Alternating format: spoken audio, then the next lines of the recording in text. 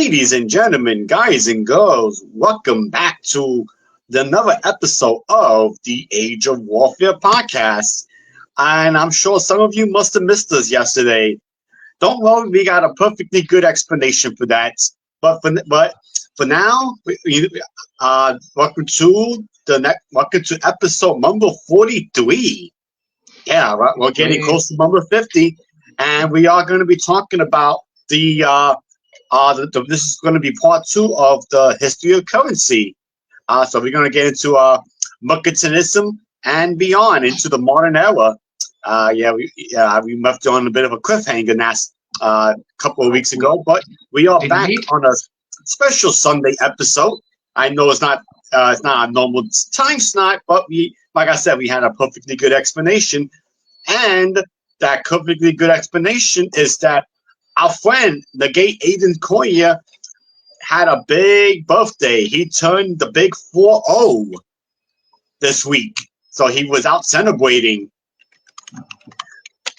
So before we get started, as always, Aiden, why don't you tell us how it all went? Oh, really well. Had a lovely week. I had at the beginning of the week from my birthday for the rest of the week. I had a holiday, so I've just been bimbling around, meeting people, going to the pub to see friends. Yesterday, I was out for a meal with sister-in-law, and her other half, and my niece as well. My niece slept through all of it because she's not quite one yet. So, but she's still gorgeous. She still woke up and said hello to me. But yeah, I had a lovely meal. Brother came in on Friday as well, chatted to both my parents as well, which is a novelty for me because I'm so bad at chatting to my parents because they're quite far away from me. But yeah, it's just been a really good week, nice and relaxing, and not too much going on, but enough to keep me occupied. So yeah, I've had a brilliant week. How about you, Angel? How's your week been? Busy, man. Been the opposite. Been busy with personal stuff, appointments. Monday, Tuesday, Wednesday had appointments on all 3 days with my parents, my neighbors, and myself. And then got some writing done. So this week, I'm looking forward to more of a normal week where I just get some writing done. I don't have to go out to any appointments this week, so that's kind of calm. Just getting ready for the new year, man. Just looking at my sales numbers. This was one of my best years publishing, so I'm so happy about that. You know, that's always a good thing, man. And always good, man. So, I'm glad that Aiden turned 40.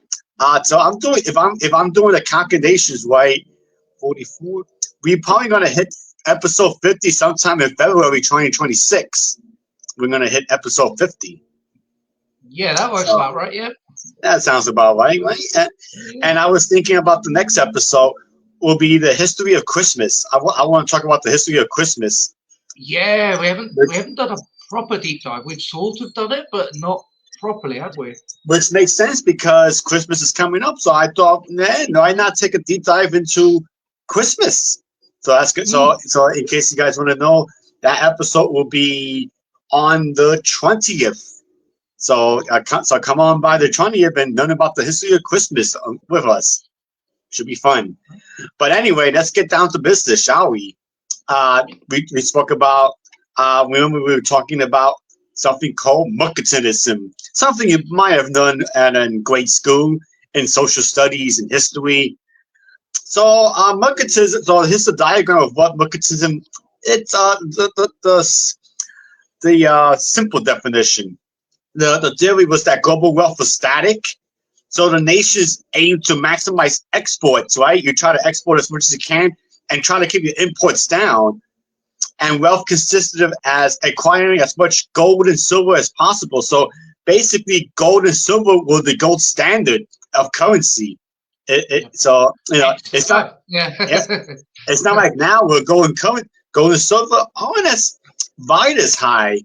But back then, gold and silver, which makes sense because if you're playing out of games like Empire Total War, does a really good job showing off the concept of mercantilism, Empire Total War.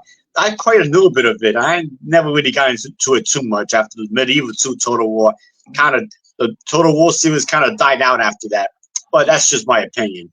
So I'm not here. there's, was it Crusader Kings? The Crusader really Kings, yes. yeah. Yes. So they've got the entire series. I really like Crusader Kings and then their sci-fi one, but they've got ones in between. So they've got the Victoria, I think it's called Victorian Age. I started off with I've forgotten what it's called now, but the World War II one was where they started, so I started playing it there. But they do have the one in between Crusader Kings and Victorian Age that focuses on this. So if you're looking for a computer game that focuses on this type of stuff, go and have a look at their stuff, because Awesome. it goes incredibly in depth for so many things. I've tried to play it a few times, and it's mind blowing. I can never get my ships to America in time, which is a bit of a problem when you're trying to build up gold and silver. It's like you don't mind Portugal getting there first, but when Germany gets there before you do, you know you messed up. Yep. Yeah, I love Paradox. Yeah, by the way, that's the developer of that game, Paradox. Paradox games are so good. Swedish developer, but yeah, they got some really good games out there. I think they also made one set in Imperator Rome is the Roman D one. Imperator Rome. That's the one that I've still got to get around to, and I'm really looking forward to it when I get a new computer. Yeah, so after we got caught up in that, I found an image that really explains well what mercantilism really is. Let me see if I can get more of a blow up. So here we go. Mercantilism is in the middle. So you have building colonies with resources, minimum imports, maximum exports, which is ironically in games like Season 3, you always try to minimize your imports and try to maximize your exports. But there was some evidence, even in ancient Rome, there was some evidence of this. But the biggest thing is the building reserves of gold and silver. That's probably, for me, is the biggest one for me when it comes to this kind of economic policy. And then you have accumulation of wealth and power and balance of trade surplus. So an interesting way to think about this.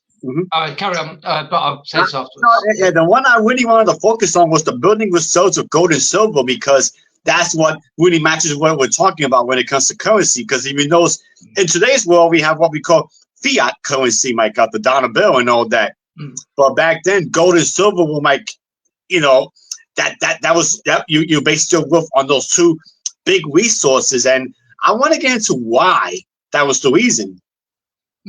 So the easy way to think about mercantilism is think about, say, when you don't have much money. So we people our age have been through a recession or two, and then especially around COVID as well.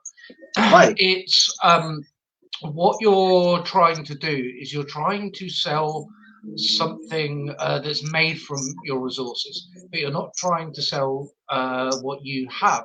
So it's not about selling your capital. So for example, if I was trying to make some money, I've got a lot of I like my models, like my toy soldiers. They're worth a fair bit of money if I start selling them, but I would have to buy more back if I wanted that thing. That's a thing. That's a capital investment. So a house is a capital investment as well.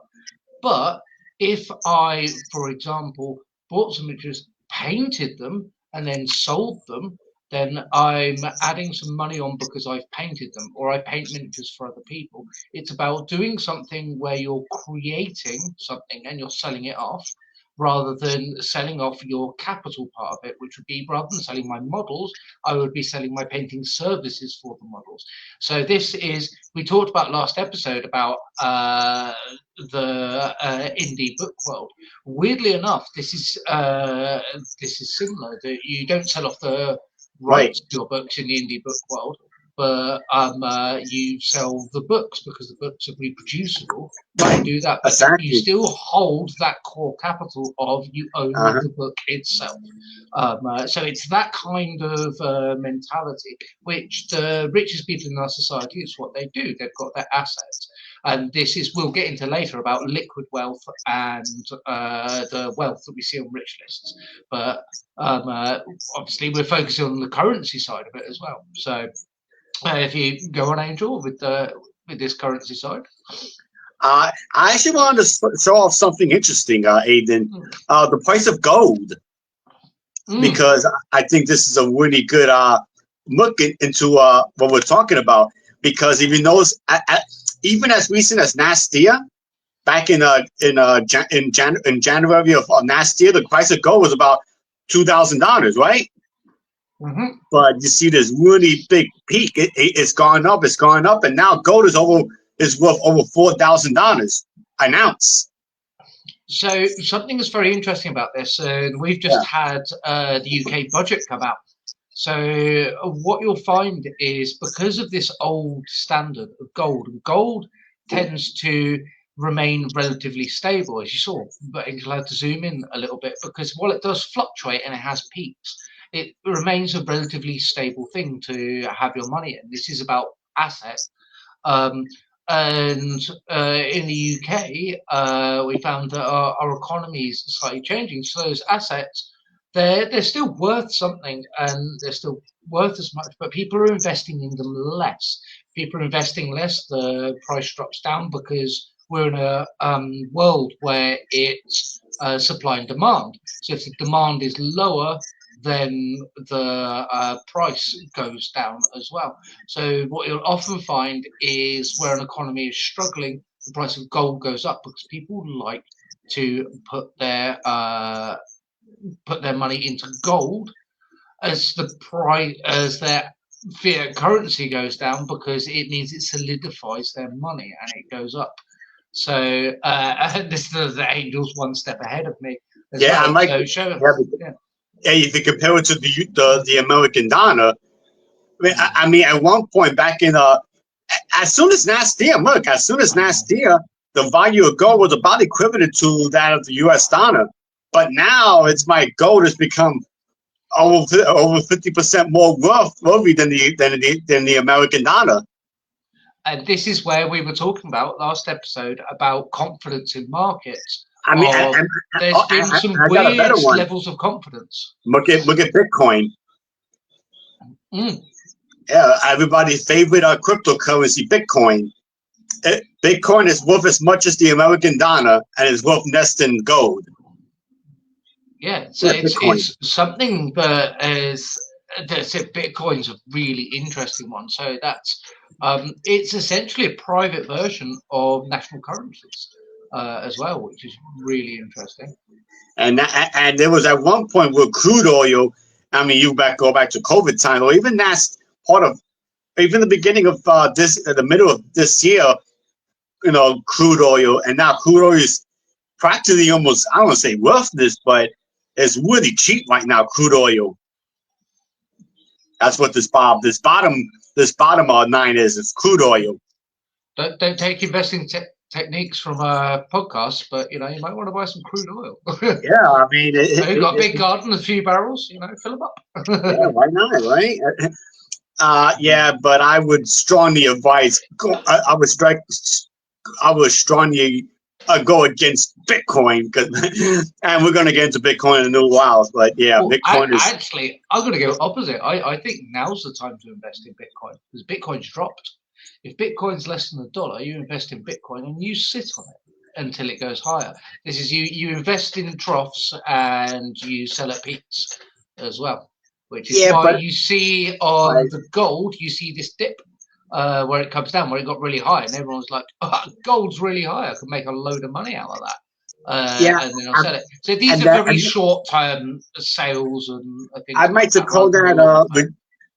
I'm sure you heard of the term regress back to the mean, right? Regressing back to the mean. So pound sterling. Could you get pound sterling on there?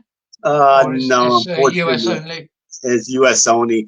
Ah, But we can do silver.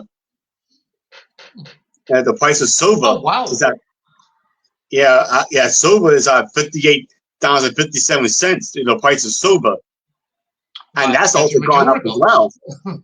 I've got a bit of silver in my jewelry box. I might have to whoopsie sell it. Yep. The reason I kind of point this out because mercantilism was kind of the idea of hoarding these goods like gold and silver. It was you try to hoard them, believing that they will only go up in value as time went by. Hmm. I want to let me pull this one out. This will probably give you a better idea. Let's get away from this. So this is all to So, do with so the mercantilism, concept of scarcity. A scarcity of an item increases yeah, the value of an item. If you hold a lot of the item and it's not moving around, therefore the value of that item goes up because you're now controlling it because you've got a lot of it. exactly. Think of monopolies, and that's how they work. Here's a good diagram of look at this. So the mother country, let's say England, right? Let's say England. You Yeah, sell we were doing a lot of this. Yeah. yeah, you import the raw materials because it's cheaper to import raw material. It's Mm-hmm. cheaper. So then you accumulate the wealth and power, build your gold, silver resources, blah blah blah. But then you, you export the finished product to the colonies, right? That's the key. And another key, you see this sign here. You restrict the trade between colonies. So Yes. you don't let the colonies trade with each other. That's what mercantilism gets its controversial nature from that particular part where colonies don't are not allowed to trade with each other.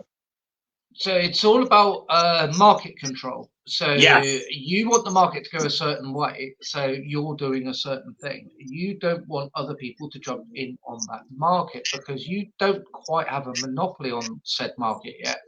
Therefore, you need to control what other people are doing. Now, if you've got colonies, they're running by your laws. So you can put this in place within law. In the modern world, this type of concept goes in disrupting trade deals with that other countries have, forcing them to then buy from you. You can then increase the price. You then get the wealth to your country. A great example of this, while it wasn't quite mercantilism, was where the US got its wealth from. So it was from the First and the Second World War, where Europe was at war. We had a limited capacity for our factories and building our military equipment, especially because a lot of Europe was absolutely devastated. So right. we didn't have those. So we would then buy from the US and then pay the US back. So this is where Lend Lease comes from. Most people know about Lend Lease. And one of those things with that is we in the UK were paying back that so long. Even I paid taxes, or I paid part of that through my taxes because when you're talking between countries, these are 100-year deals or 60-year deals, 50-year deals. These are very long time deals that happen. So therefore, I ended up paying. So it was a 60-year deal for Lend Lease in 1944. So the last one went out in 2004. So I've paid towards that even now. And that's all about you've controlled something and you've managed to make that. And that's how the US got all of this money and developed. And that's why the US after World War II became the preeminent Western power. The colonial powers such as the UK and France started collapsing. Especially there were various other political things, obviously, Right. but the money was then into the US, and then the US comes to prominence. All right. So now I want you to meet. I don't know if you know who this guy is, but if you play Civilization 3, you might recognize the Adam Smith Trading Company in Civilization. Yep. Adam Smith. Yeah, this is Adam Smith. He's a Scot. He was a Scottish economist, and he kind of did a wonderful job. And he was a pioneer in the field of political economy and a figure during the Scottish Enlightenment era. obviously, Adam Smith, in civilization, the Adam Smith really bolsters up your economy by paying for improvements that normally cost 1 coin per ton. And so, yeah, so Adam Smith was kind of best known for, he was the father. This guy was pretty much the father of modern economics. No, he's what brought modern economics to the world. So, this age of enlightenment yes, is where a lot of these ideas start coming out and start actually happening by this period as well. and in fact, I'll go one step further by mentioning that Adam Smith was the forefather of capitalism. Yes. Yeah. It's like, I can't disagree. Actually, the more I think about it, I think you're bang on the money there. To use an appropriate phrase. He was best known as one of the first champions of the free market, and widely regarded as the founding father of capitalism. And in fact, this is actually somebody you learn about if you ever took economics in college. You probably know who this guy is. And he was from Scotland. So believe it or not, the Scottish, not the British, the Scottish. He was Scottish. Yeah, he was. Well, the Scots are Brits. Let's get rid of that technicality. Yeah.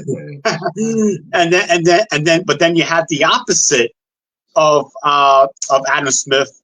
You bring in the guy called Karl Marx, who believed in the opposite. He was the father of socialism. Karl Marx. So what's really interesting here is we think about our economic principles as being sort of like died in the war. They've lasted for a very long time. We've been using these and they've been modified over time.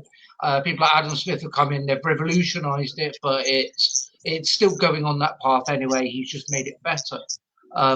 Whereas Marxism's this whole new concept, but it's not there. They run concurrently, these two ideas. And this is the point where you get these Marx's ideas and Adam Smith's ideas. They start to clash because this is the point as well where you're getting nations and people talking to each other across the world. So you're starting to get a world economy rather than just an internal economy where you're doing some trade with the local countries.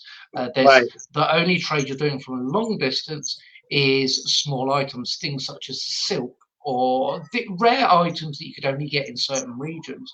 Whereas at this point, you're starting to be able to move those in bulk and move more things. Think of tea, for example, that coming into Europe as well, and that leading to colonies in the East. So we're starting to get these ideas come together, and there's this divergence in these ideas, and they sort of hit against each other quite a lot. And it was obviously the ideas of Adam Smith that we now live under that has gone through, but those Marxist ideals are still there. So, for example, Europe is most countries are democratic socialist when you look into it. So we've got a combination of these two factors. So they're always concurrent. They're not as young as you think, and also not as old as you think. As well, they're in this weird spot.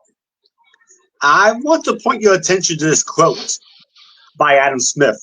A monopoly granted either to an individual or to a trading company has the same effect as a secret in trade or manufactures. So, basically, this was kind of a warning shot by Adam Smith talking about monopolies, which we're going to get into as well, monopolies and all that. So some homework for you guys. So, any economic majors or wannabe economic majors, look up Adam Smith. Very important character when it comes to capitalism. And if you play Civilization, you probably find yourself building the Adam Smith Trading Company Wonder. So, it'd be stupid not to in that game. That makes you so much money. Exactly. Yep. It pays for the improvements and all that. For 1 coin in Civilization 2, it pays for 1 coin improvements. In Civ 3, it's kind of enough to know a bit. In Civ 3, it pays for the economic upgrades that are 1 coin, like market prices and all that. Still, though, it's still a really good wonder and all that stuff. Now, I kind of got to backpedal a little bit because we kind of jumped ahead a little too fast. I'm sorry about Yeah. that. I kind of want to talk about why did mercantilism fail? And the reason is it has something to do with the British. Uh, and here's where we talk about maybe one of your next fun topics to study as a Brit, the American Revolution. So basically, Yeah. the British still needed North American resources, and the best and cheaper way was to trade with the former colonies. And you see where I'm going with this. And remember, the idea of mercantilism was to not trade with colonies, but they kind of needed to because they needed resources from North America. So as trade and profit increased, mercantilism started to slowly die. But it wasn't a very fast process. It was a pretty slow process. And at first, both countries wanted to continue the policies. So it wasn't a quick death. It was actually more of a slow death as people Yeah. started to wake up to the idea that maybe protectionism isn't the best course of action. It's this keeps coming up in US politics even to this current day as well. The idea of protectionism and isolationism. Yeah. The US was very famous after World War One, and while the US was only in the war for a very short time, it did feel the devastation of the First World War. And there was a lot of the reason the US got in late was various reasons, but one of them was we don't want to get involved in this because of the impact it'll have on our country. And then once they saw it again, they decided to isolate themselves because they had this money from the trade from the First World War. Where our countries were devastated. We needed to buy things in, so we were getting them in. So they moved to isolationism. So it's a concurrent theme throughout US politics that it comes up with the rest of the world. And I got an excellent example. One excellent example. It's going to be a bit of a tangent, but it's going to make sense, I promise. And it's kind of Puerto Rican centric as well. So here I come with my own personal knowledge. We have something what we infamously call the Jones Act. And the Jones Act is basically an act that I'm so against right now because it's a federal law requiring goods that are shipped between U.S. ports or transported on ships built, owned, and operated by U.S. citizens or permanent residents. That is mercantilism to a T. That is. Hey, Dungeon Dan. No, you didn't miss it. No. We went on a weird time, so you turned up. It's amazing. No, actually, what happened, Dungeon Dan? We were supposed to go live yesterday, but Aiden had his birthday celebration, so we moved today. So no, you're in time, buddy. You're perfectly in time. So welcome to the show, Dungeon Dan. Thank you for coming on by, and you're just in time to talk about one of my most hated acts in history, and it affects Puerto Rico even today. But I'm sorry to cut you off, Aiden. Go on. But I was just saying that it's a definite. This shows that isolation thing I was talking about, and it has this hangover of mercantilism in it because of these types of things. Yeah, and I'm pro-American, and I try to be as pro-American as I can.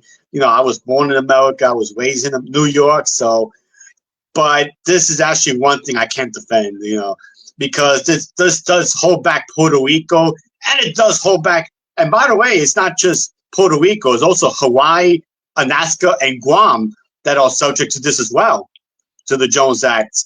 And everyone forgets about Hawaii being subject to this. But I understood. But yeah, and you have to understand why the Jones Act was invented. This was obviously, back in during World War One. But protectionism after World War One. This was back in 1920 that this law was enacted, and one could understand why it was a thing back then because of wartime, and this will kick in again on World War II when the U.S. got. Which, and by the way, today is Pearl Harbor Day when the United States got attacked by Japan. Yeah, Yes, yeah. you see how all these interconnections work, right? Everything connects. And so, yes, Aiden had a birthday. Not yesterday, it was this week, but he was celebrating. Mm. Yeah, he turned It the was big. a big 4-0. Yeah. Yep, he's 40. Last Wednesday on the 3rd. It's been 4 days. Soon, I'm already feeling soon it. he'll be as old as Dungeon Dan soon enough. He'll be catching up to Dungeon Dan's, age soon enough, and I'll be there as well. So, now I'm looking forward to it, but that's the reality of life. So yeah, the Jones Act wasn't a bad act for what it was, but I mean, but the thing is, this was supposed to be a temporary act, but it just seemed like time went on, time went on, time went on. It just never got repealed. It never got redacted. It just stood there. And the United States saw it and said, wait a minute, you know how much money we're making out of Puerto Rico, Hawaii, Alaska, and Guam? You know how much money we make out of all Mm. that? Why should we repeal it? It's similar to some of our tax laws as well, like things like national insurance and even our income tax is all based on paying for wars. And they were temporary to pay for wars, and they made so much money they just kept them, and they have to be redone every year. So Napoleonic Wars was the one that really got us. So, I mean, the easiest way I could describe the Jones Act for those who may not be very common, because it's something you don't really learn in school. They kind of try to sneak it on by, in the curriculum. Basically, if I were to order bookmarks from Vistaprint, right? Let's put a sample, which I do. That comes from Canada. Now it's going to cost me a lot more because a Canadian ship can't come here because foreign ships are not allowed to come to colonies. You see where I'm getting at. So basically, Puerto Rico can't trade with who they want because it has to be an American boat. So if I want to get something from Mexico, the Mexican boat has to come over to a port that allows foreign boats like Florida, and it has to be loaded onto an American boat with an American flag, and then it could come to Puerto Rico. But that's why everything here is when I buy stuff overseas, it's much more expensive and it comes much slower. So let's say if I were to live on the mainland, it'd be much cheaper to order certain things. But because I live here, it's a lot more expensive, and it's not just because we live on an island. It's because of we have here the Jones Act. And this similar thing, if we try and send stuff to each other, the price of postage goes up. And that isn't just because of the vagaries of postage. That is also to do with this. I essentially have to send it to the US for the US to then ship it to you, and vice versa. You then have to send it to the US for them to ship it to me. So I'm like, Dungeon Dan. So I kind of did the best I can to answer it. It's actually more complicated than that, to be honest. But we would have to do a whole episode about the Jones Act just to get into the nitty gritty about it. But I'm trying to keep it as simple because this is an episode about currency. So basically, it kind of also protected the guilds. The mercantile guilds as well also benefited from the Jones Act as well, believe it or not.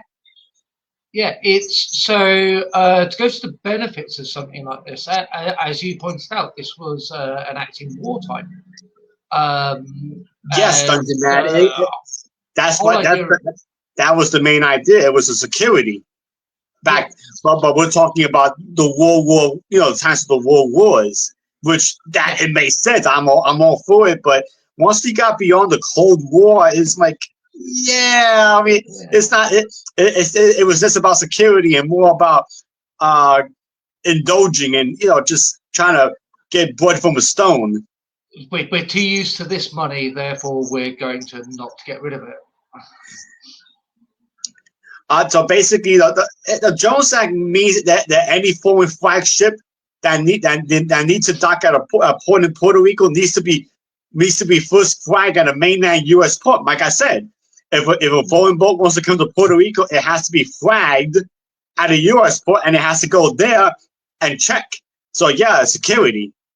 Yeah. It's meant to be a security thing, but it's what we call archaic. It's an archaic act, and Yeah. many business owners, my guess, just want it gone.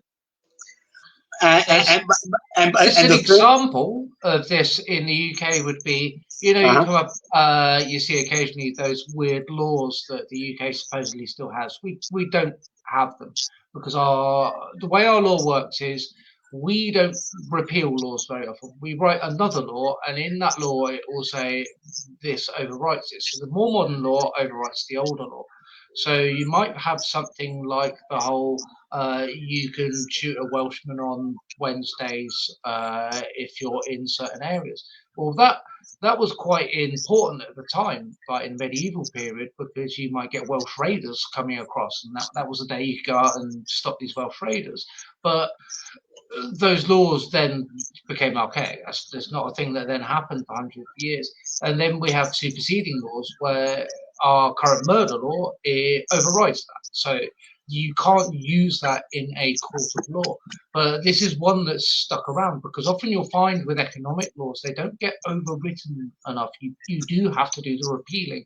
And in the US system, repealing is but a much more important thing with laws was the way the system works. Yeah, so it is a bad idea. This is why sometimes when I get, even for me, it affects me because when I purchase books to sell, I purchase books. I have to pay more for shipping. My shipping costs are much higher than if I was to live on the mainland, and and that's why sometimes I kind of have to charge more for people, or it just takes longer to get to me, and it's a little annoying, but we have to do. That's the cost of doing business from here. So if the US isn't doing it, so we've got similar weird things in the UK as well. So my wife and I, for our wedding, we ordered a set of it was a cake slice and a knife to cut the cake and everything like that for the theme of the wedding. And we ordered it from the US, found a really nice one. We ordered it.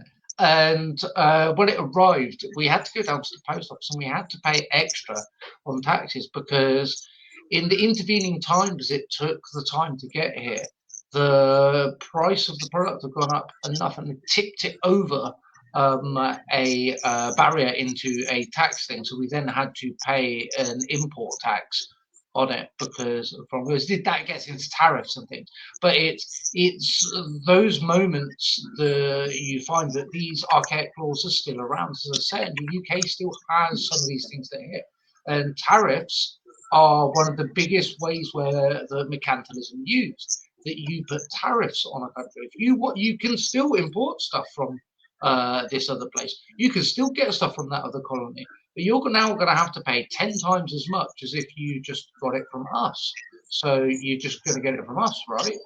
So this is where tariffs are used, and it's the idea of mercantilism, which is a failed economic system. So using tariffs to try and control the world market is incredibly outdated and causes huge issues incredibly quickly because they don't work with our current system.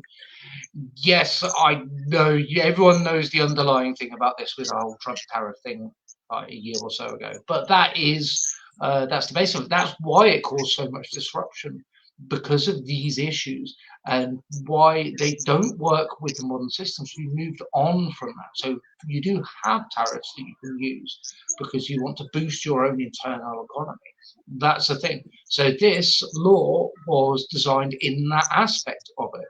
You're not only using it for security, you're boosting your own economy because if someone wants to ship things, it's then cheaper for them to go and buy the ship from the US. So if the US then gets money in because it's a US company producing the ship, the registration and stuff like that is nominal at this point, but you're then paying for the US to build your ships. They create more money in the shipping industry. And as we know, the Second World War is where the US Navy came to rival and then overcome the Royal Navy as the biggest navy and the strongest navy on the planet. because of this. And this is one of the reasons that it was used. It's making sure that your nation can get through a war and get that money in, because the money needs to go somewhere. You're stimulating an industry by doing this. You're stimulating your shipping industries as well. So it's got these weird little bits in it of what they're really intending to do with it that really don't have a factor anymore. It's like the US isn't trying to build a stronger navy at the moment, because realistically, do you need to? Like, you've got like how many aircraft carriers now? Yep. So now I want to get into the idea of we were talking about mercantilism. So what's the opposite of mercantilism? Economic liberalism, which is kind of what we kind of the way after the slow death of mercantilism, we kind of went into what we call economic liberalism. The free market. We kind of went into the free market, and we started. This is all liberal with a small L, people, just so that we know. But yeah, it's economic liberalism. And exactly. I mean, it puts a whole new perspective, exactly. So and economic liberalism. Why you describe this bit? So basically, economic liberalism is kind of what we kind of experience now. Well, we have free markets, Dungeon Dan. Like you might know, you have the free markets. You have you're kind of free to trade with anyone you want. You can go into the stock market, but it's also where we kind of start to invent what we call fiat currency, basically the currency we use now. The fiat, like the dollar bill, the euro, the pound, you name it, whatever money you use in your country. So that's kind of where the fiat currency was born. And Adam Smith has to be given a lot of credit for giving birth to the concept of the free market and all that. So we got away. So basically, you got away for the bullion being gold and silver, and kind of going to fiat currency, because fiat currency was not easier to make. The dollar bill is not easier to make and not easier to handle than gold coins or gold bars and whatever. Now, obviously, the biggest consequence to the economic liberalism movement was that now, with the invention of fiat currency, you basically had to. It was basically all about what we were talking about, Aiden, before, consumer confidence. It was less about the value of. It was less about the actual value of money, and now it became more about the perceived value. You see, there's a big difference between actual and perceived. The perceived value of something. I did an entire thing when I was doing my master's degree. I had to write an essay on.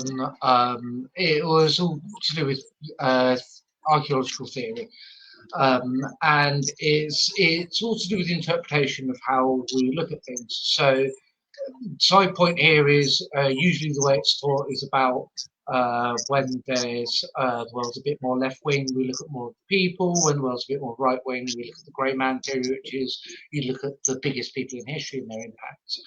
But one of the things that I focused on was after the Black Death, there was a massive reorganisation of England, of the people that were working the land.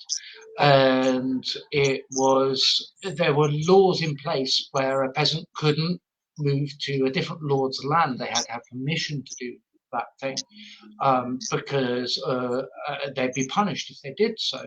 So this is like minor areas of this mercantilism idea, of this protectionism of you cannot go elsewhere, you have to be here. You could get out of here, but you pay me a lot of money to do said thing. So what that then came down to was this perceived power and this actual power within the thing. So you perceive that your lord's got a lot of power, but after the Black Death, all the lord's soldiers are dead. So this projected power that they have isn't so much a thing. I wrote many pages on this on a train to Scotland, actually. Pencil, paper, and headphones in, 8 hours on the train. But this basis of the perceived power of something, it's the what happens if you say no? It's the core concept behind a lot of modern world economics as it comes out of this. And people are discovering that towards the end of mercantilism of, what if I just say no? This goes back to Angel's point of the US Revolution or its Yep. independence, of what happens if we say no. Realistically, the worst case scenario is there's a war for a few years, everyone's a bit devastated, there's traumatic events that happen, but the British Empire can't let the US colonies go if they've held on to them, and they can't then give them their independence quickly afterwards because it makes them seem weak. It's his perceived power in this. This consumer confidence is what it's turned into, because it's, we've got to have confidence in the people consuming from the British Empire. But if we look weak, then they're not. So you end up getting these situations really, really early on. It's like even back into the 1600s, you get some of these situations. France is a good example of this, with some of the frondes that they had. A fronde is a rebellion by the peasant class in France, but this is the lead up. The US Revolution is, weirdly enough, it is one of the later ones in that it happened after a lot of these things had happened, but it was one of the bigger impacting ones, and that's when then causes this cascade, this collapse of mercantilism as it comes through. Because even when you look to say the War of 1812, that's all over mercantilism. War of 1812 is 100% over mercantilism. We want these people, you can't have them. So we're going to check everything to make sure. So basically, our Jones Act, as it were, of these ships. Oh, we got a good question here from Dungeon Dan. Let me ask you this. Do either of you think the creation of coin and paper money was adopted to keep everyone from going out and digging out their own wealth? That's an interesting question. That is That's super an interesting question, interesting. actually. I got to say no, but with a caveat. So my caveat on that would be, it's the control size. It's that if you are minting coins and you're creating paper money, which is essentially the same thing as minting, it's got all of the hallmarks of it. So you are preventing people from using that wealth as money in and of itself. So, for example, if our wealth was, for example, from seashells, people living near beaches would be massively rich. You just go and get more seashells. There's more economics to it, that like flooding the market and things. But what you find is that actually it goes the other way of, yes, it has this control aspect, but what it is to do is to control people to trade more, to move more things around. Because as we talked about last episode with the barter economy, someone may not want the thing that you've got, but you need the thing that they've got. So you need a way of getting that thing by selling your thing to someone else, getting a thing that says, I have this much of it, and then going to the third person. So it's all about stimulating that and lots of other people. However, there's this idea of going out and creating your own wealth from things. I'm a big one for this. So, for example, I make terrain for my wargaming, things like that. I pick up free. I upcycle things. I'm like, oh, that's an interesting shape, and then I create something from it. I might spend say £10 on a project, but realistically, if I bought all of the materials, I'd be looking at £100, £200 on these materials. But if someone doesn't want something and they're willing to give it away for free, you can then get that thing and then you can move that on. So you can combine this, that, as I said, it's barter economy. You can combine this barter economy side of things into the modern systems. And this is why often it isn't light, because it's the control aspect, which is what you were getting at. I wanted to answer. I would say no, Dungeon Dan. I don't think to a degree. I just think they want. I just think they want. They listened to Adam Smith or not, and it just became a situation where it became too much to carry bullion. Like have hordes and hordes of gold and silver. It just became so hard. So they kind of wanted to just make it more simple. Now, one could argue they wanted more control because now we're talking about currency that's based on perceived value rather than actual value, and that's it's not easier to control something that's perceived rather than actual. So to a degree, it might have been a fact of control. They wanted just more control. So I would say maybe yes and no. I would say it's kind of a mix. It's one of those.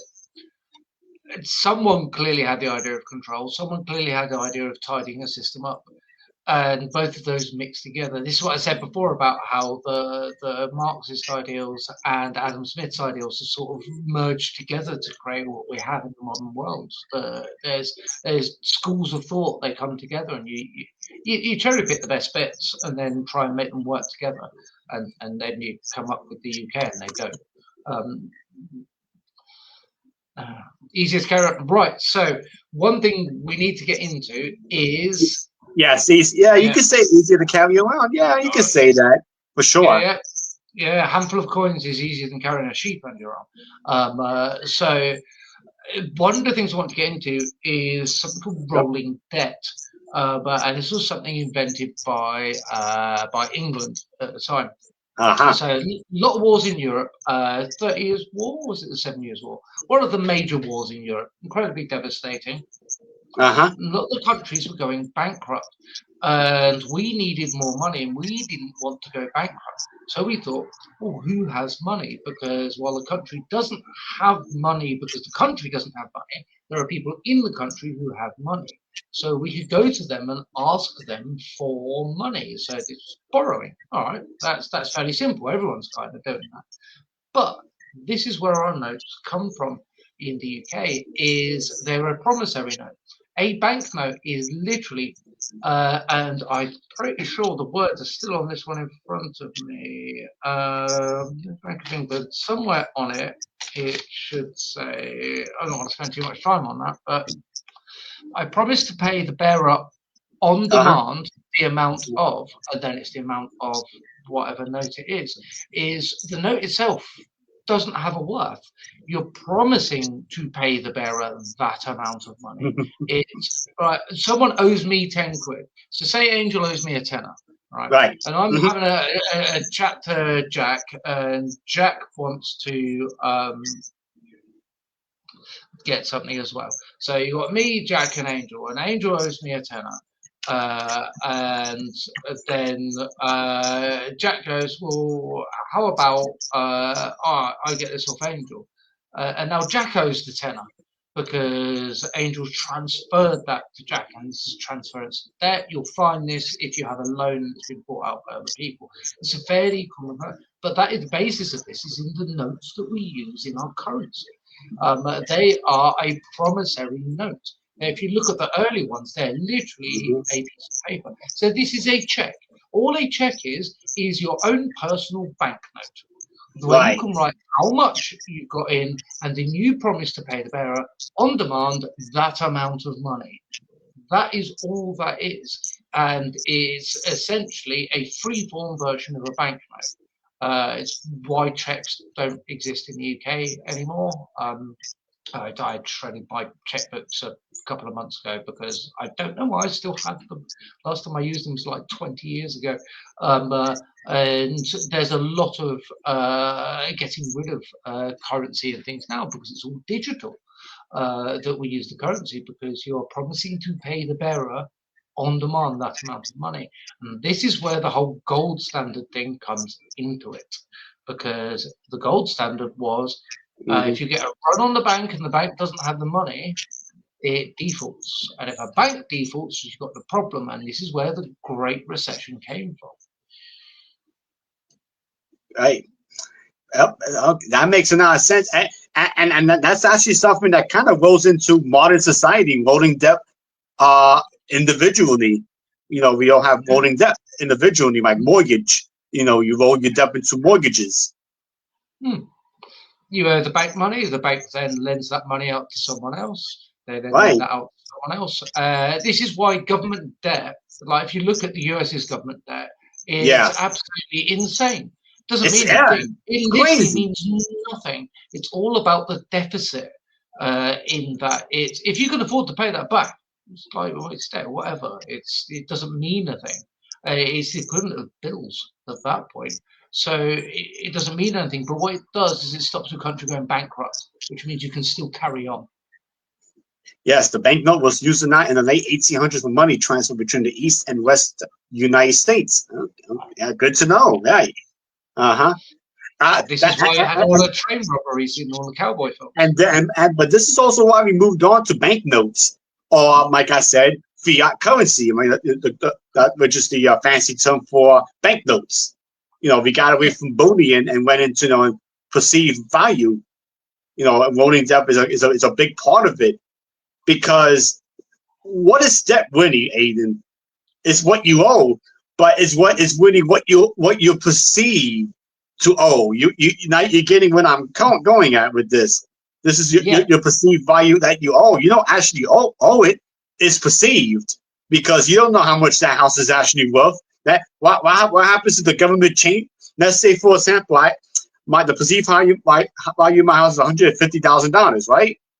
But what happens if you get let's say Puerto Rico goes independent, right? And we get an absolute dictator. We get a far left dictator that just like Maduro in Venezuela, and all of a sudden this house too far from what could happen either, which is scary. But yeah, carry on.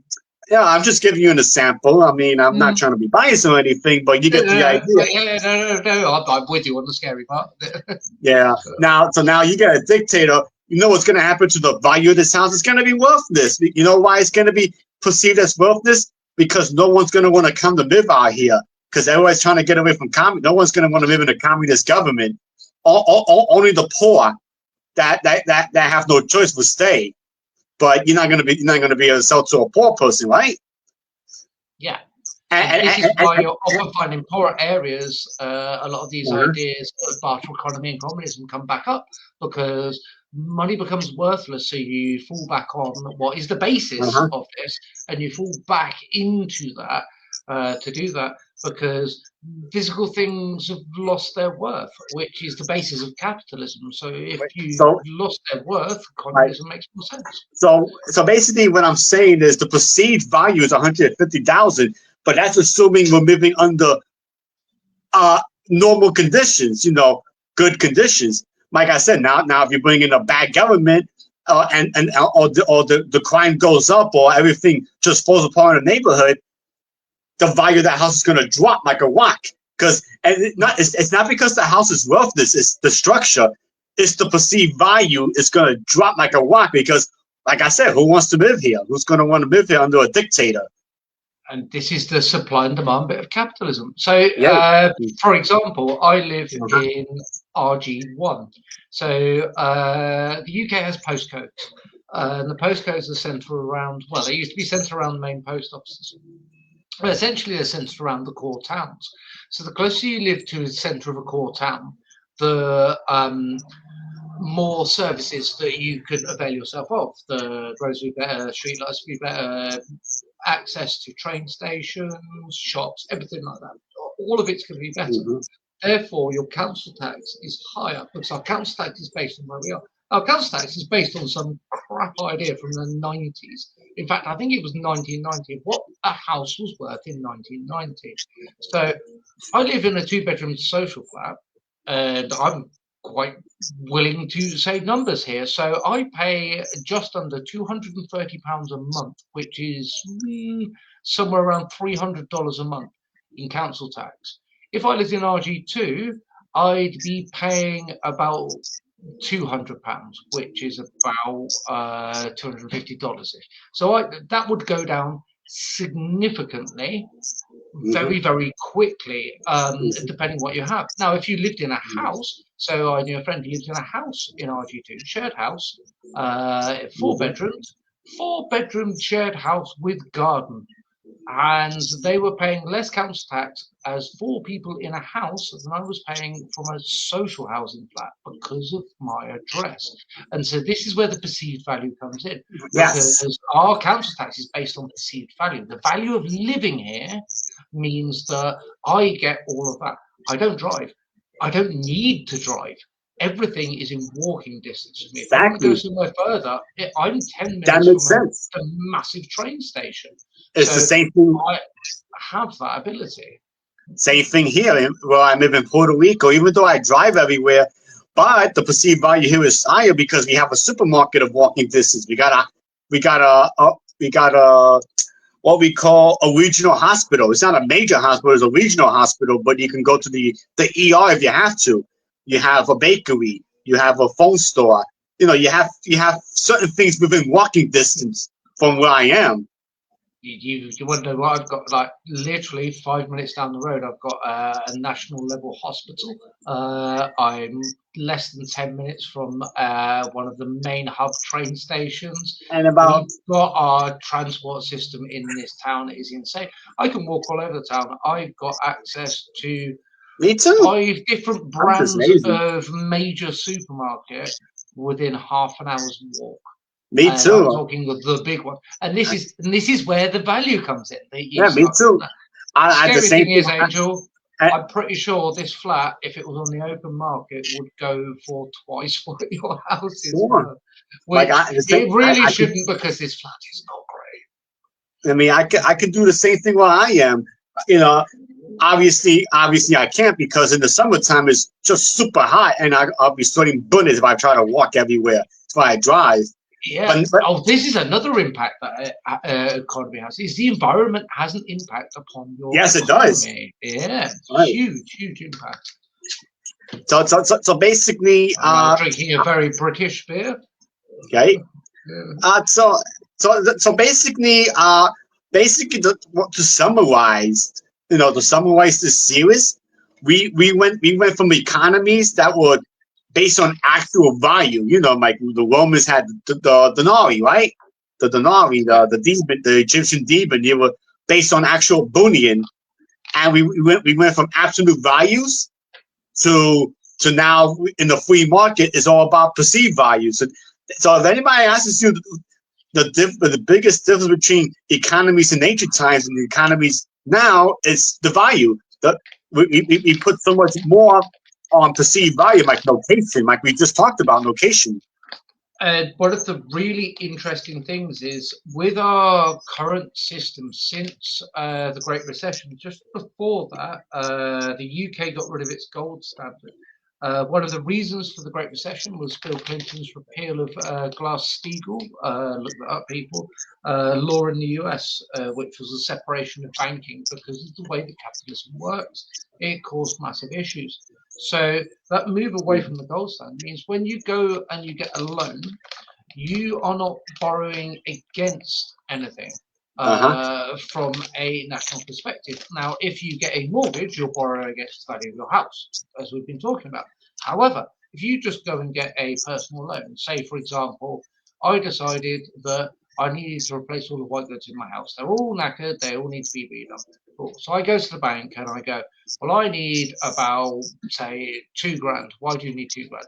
Well, I need to replace my white goods in my house. And I thought, a little bit extra money, I might go on holiday with it. They go, all right, cool, look at your credit rating, all of that stuff, sitting there for 8 hours as they tap numbers in and talk to you. And then eventually you get the money. So where does that money come from in the modern system? Is it doesn't come from anywhere because it's not held against something. It's created. So the more loans that we get, money becomes worth less. Each loan that is taken, each pound or dollar becomes less. But there is more money flowing through the economy. So that means it pushes around more. Now, the thing is, if people take a lot of loans, and there's a lot of money, so the money's starting to become worth less. But they've got money, but they're spending that money. That starts to move around a lot. And the quicker it moves around, that stimulates the economy, and more money is then created in this perceived what Mm-hmm. money is, and the values of things then perceived go up. And this is why we're so prone to recessions at the moment, because This is how we create money. It's quantitative easing that a lot of people know about, which is the government stepping in and doing the same thing and going, we need more money in the economy, give people more money. Let's just print some more. That's where we talked about our $1 trillion bills and stuff like that on previous episodes. So we find that we're now in a precarious position because our money is free floating. Right. It is based all on perception. So it now means that everyone is all about trying to be about how they're perceived. And this goes right the way back to what we were talking about, populism. And this is one of the core reasons why populism is a big thing. If our country is perceived as strong, if our country is perceived as really good, and the people in it are better people and they make better products and they're doing that, well, that then boosts the economy. Mm-hmm. But if you go in there and you try and do something real about it and actually go, whoa, no, we need to tackle some of these underlying issues, it starts to collapse because it's all held up on this. It is a house of cards. Mm-hmm. It is a house of cards. It's going to come crashing down at some point. I think it will be dead by that point. I think this episode, Aiden, and this is why I love doing this podcast with you, because we always find these weird things. I think we stumbled onto a paradox. I think we stumbled into one of the great paradoxes of mankind, and you were talking about it just now. We have to look strong, but we might not be all that strong after all. Because we're strong based on our perceived strength. Everything is perceived, Aiden. You notice the word of the day is perceived. Yep, it definitely is. And this is why during the Great Recession, it was a meme. It was on bags. It was on fridge magnets and stuff. And I think I even got it on a T-shirt at that point. Keep calm and carry on, which is a phrase from World War II. That was used when we were getting bombed, but it was then used for the economy, and it was an entire push for people to keep spending, because if we kept spending, you can spend your way out of a recession. If everyone is constantly still using their money and not saving it, and this is the biggest problem, this is why we get backlash against billionaires and millionaires, because they can't spend the money. A billionaire physically cannot spend their money. All they're doing is removing money from the system, which means more people have to put more money into the system. And then what happens is that stagnates. Any money that sits in a bank account for too long disappears from the economy because it's not moving. And this is the thing we've talked about. There's no moving money going around. If you want to sustain the capitalist system, those rich people need to be going out and buying yachts. If they buy a yacht, then they're paying a shipyard, and then that shipyard is creating a US boat. And now that US boat can start delivering stuff from the US to Puerto Rico finally, and then money can come down in what we're sending people and what people in Puerto Rico are buying. And then look, we've suddenly got something moving on here. It's like there's some good knock-on effects of this. And it's the stagnation of an economy now is our worst problems and our worst fears that come from this, because we're not talking about because we've lost currency. There's talk at the moment that our biggest supermarket in the UK is Tesco's. Tesco's is all over the world. There's Tesco's Lotus in the Far East. Tesco's are considering getting rid of money. They're not going to be using cash.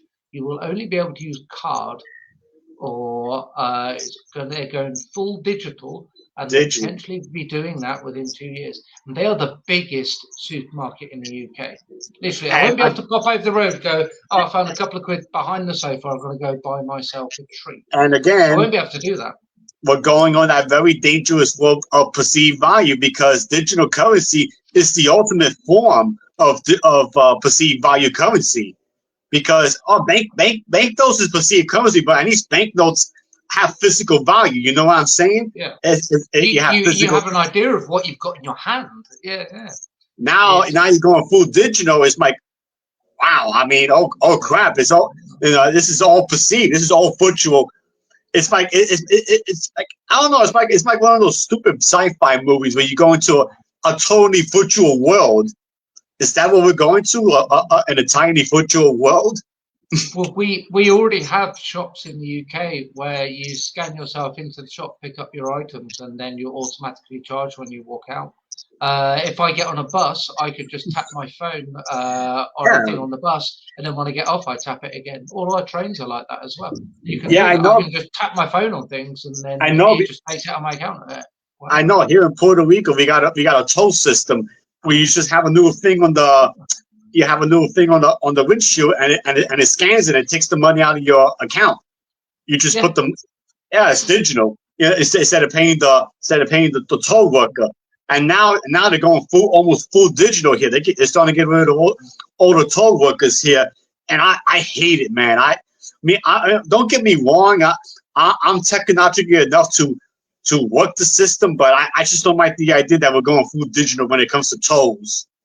Oh, I stopped getting buses when I didn't have much money. My card ended up Uh-huh. I ended up in a financially bad situation, so they removed the ability for me to tap my card to pay, and so I stopped getting buses because I wasn't really carrying cash, and it was exact cash, as common in the UK. Anyone from the UK will know about the exact cash system. Um, so I just wouldn't get buses, even though I can tap my card now. I could tap my phone. I could do whatever I want, but I still don't get buses. The problem you get under this system is, so you get rid of these workers and you make it all digital. Now, who's spending the money? Because you're not paying someone.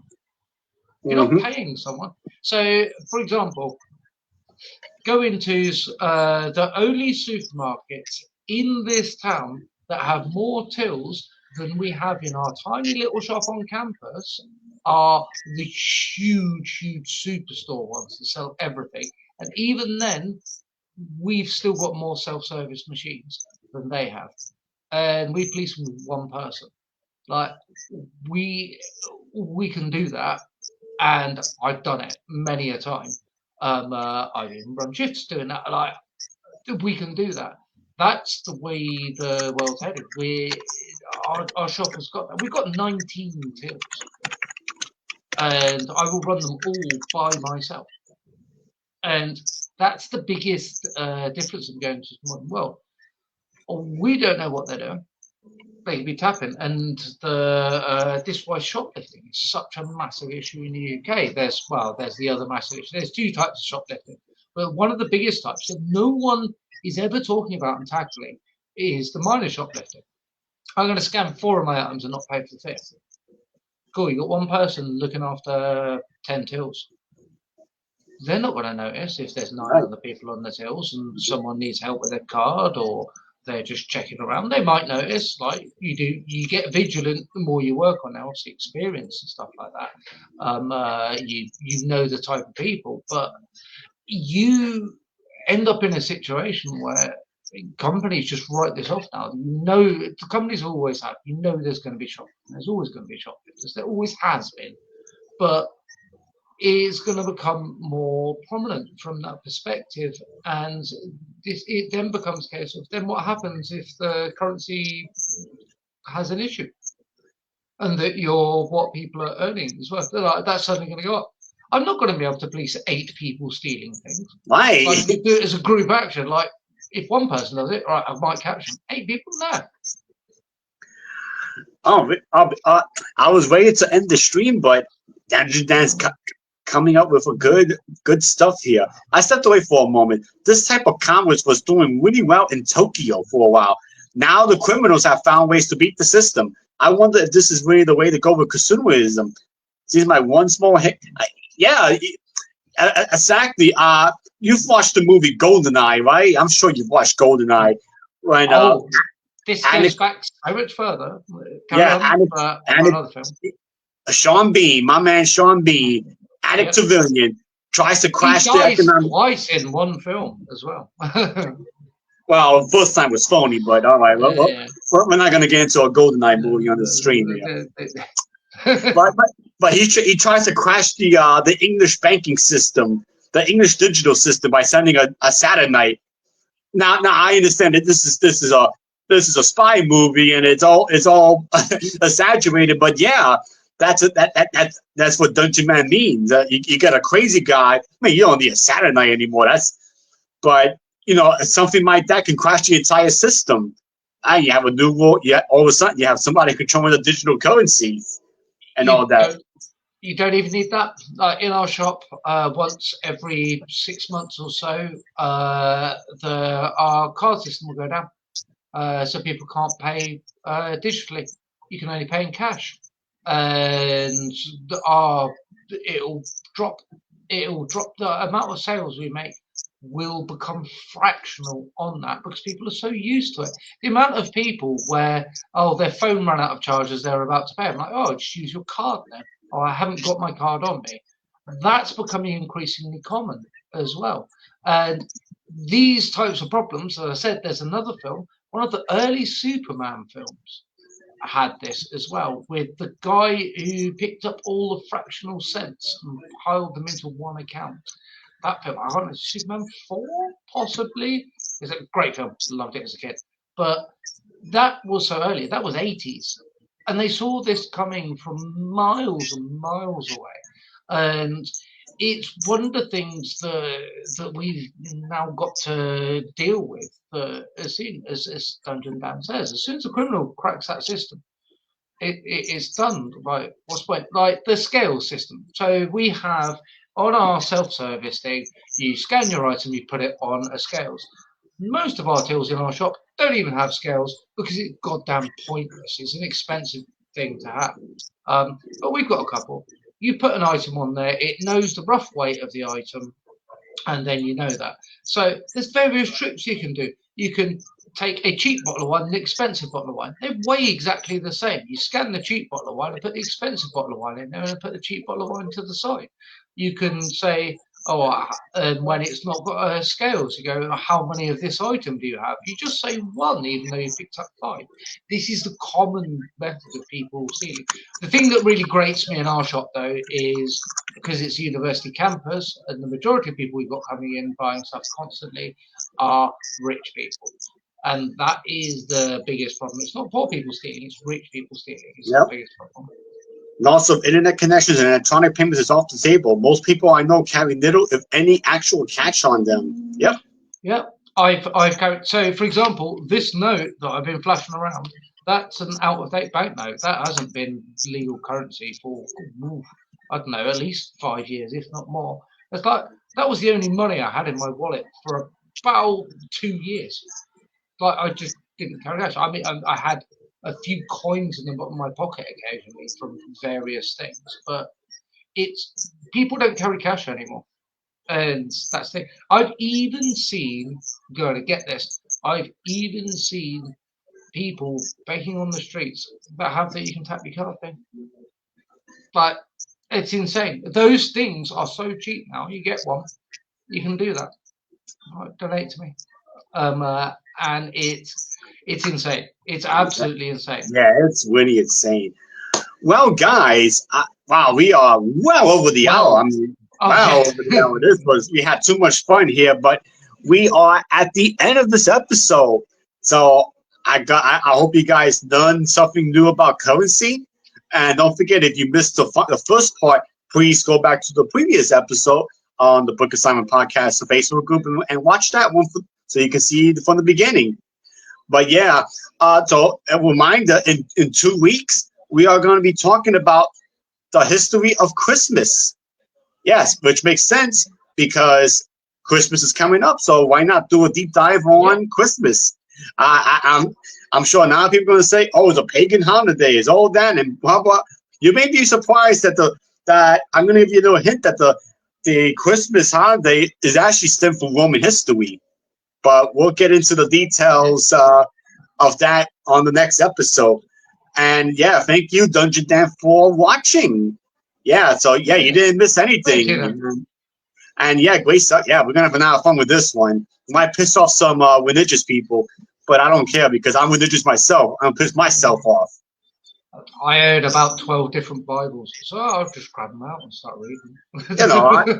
I'm gonna piss myself off because I'm religious, but I don't care, But it's for history, guys. All right, so I hope you enjoyed it. We'll see you on the next episode. I have been Suetonius Sanchez Maximus. That is my man, the Legate Aidan Collier. I hope you enjoyed. We'll see you 2 weeks from now. We'll talk about Christmas. Until then, enjoy the rest of your weekend and have a good week. Take care, guys. Take care.